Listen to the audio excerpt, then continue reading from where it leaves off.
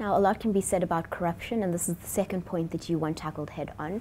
Our president's failure to actually speak about the findings of the public protector on Nkandla is something that you have highlighted too.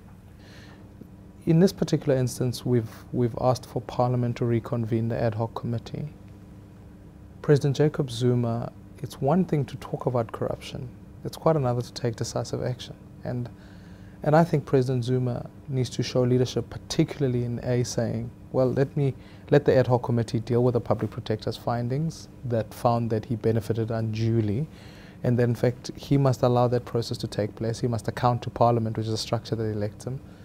And that President Zuma, in his written submission, must be able to explain to Parliament what actions were going to be taken behind the scandal that Nkandla is. But Nkandla is but a poster for a chronic level of increasing levels of corruption. Corruption robs the people of South Africa of over 36 billion rands annually. Those are significant amounts of money when you work out the fact that this could have been money directed elsewhere. So we need to deal with corruption because it certainly lessens investor confidence and stops people believing that they can invest in this economy.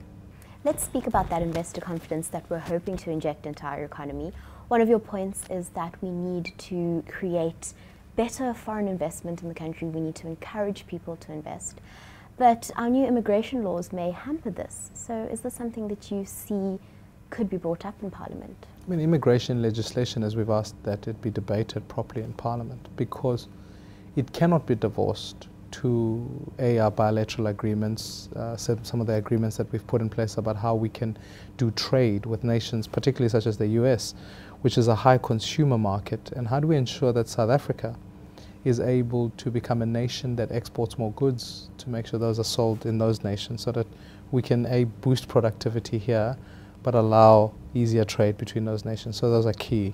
And I think even as part of our foreign policy that our relationships with BRICS, with certainly African states, that trade must be strengthened in order that we find broader markets certainly for our goods, because the future of South Africa can't just be one of high net import. It must be one where our exports find markets elsewhere so that we can boost domestic production.